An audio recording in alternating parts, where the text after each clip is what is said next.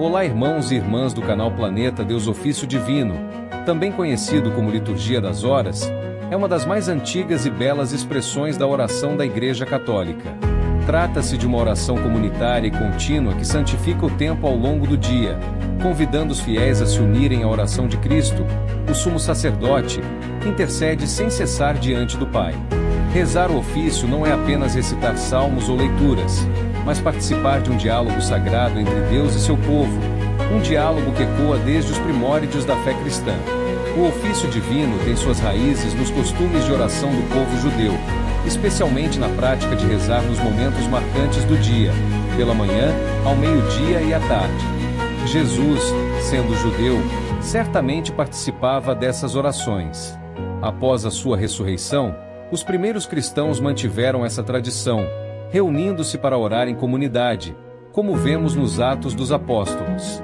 Com o tempo, essa prática foi se estruturando, especialmente nos mosteiros, onde monges e freiras dedicavam grande parte do dia à oração litúrgica.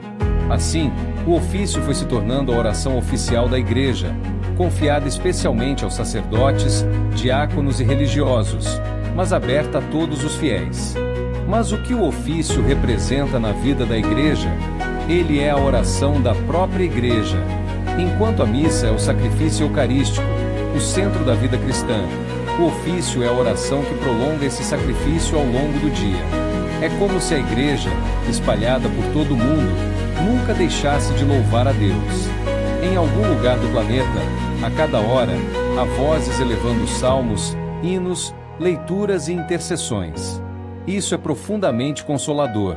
Mesmo quando nos sentimos sozinhos, a Igreja está rezando por nós.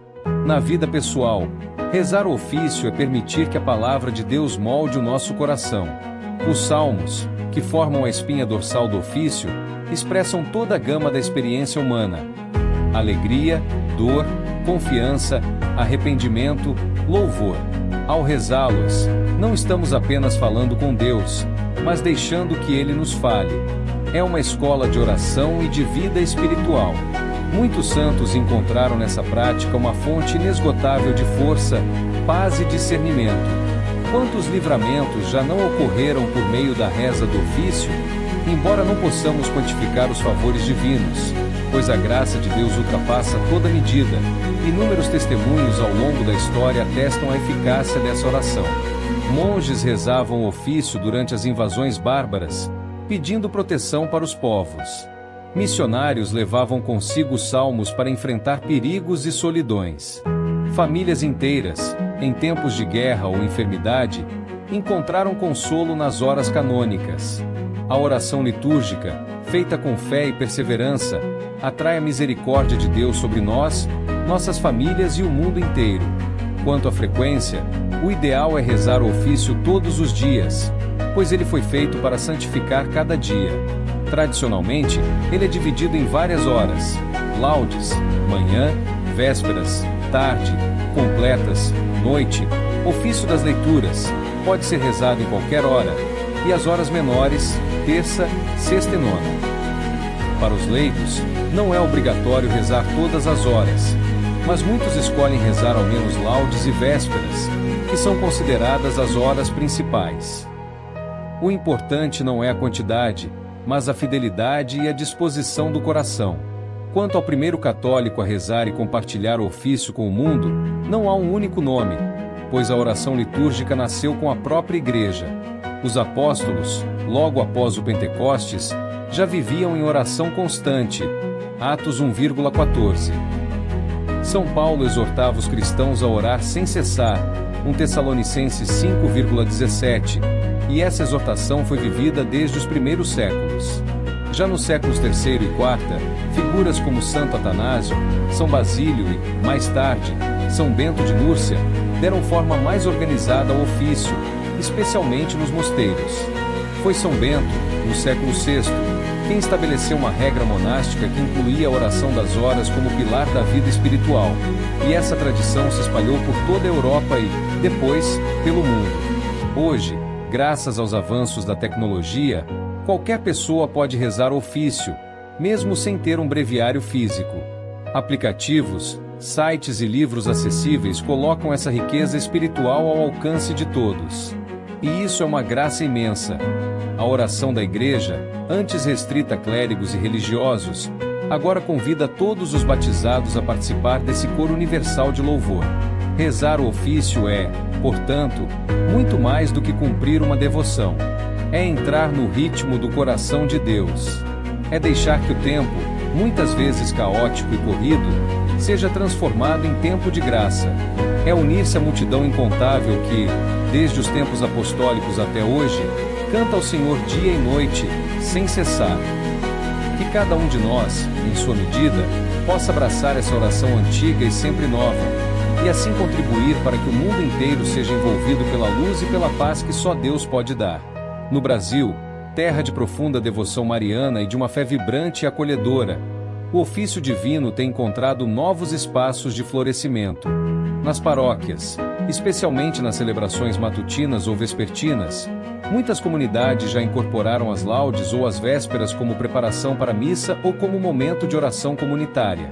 Em retiros, encontros de formação, assembleias diocesanas e até em peregrinações, é cada vez mais comum ouvir vozes unidas rezando salmos, entoando hinos e meditando a palavra de Deus por meio do ofício. Nas casas brasileiras, famílias inteiras, muitas vezes incentivadas por padres, catequistas ou pela própria busca por uma espiritualidade mais profunda, têm trazido o ofício para seu cotidiano. Pode ser ao acordar, antes do café da manhã, ou à noite, reunidos na sala, pais e filhos rezando juntos as completas.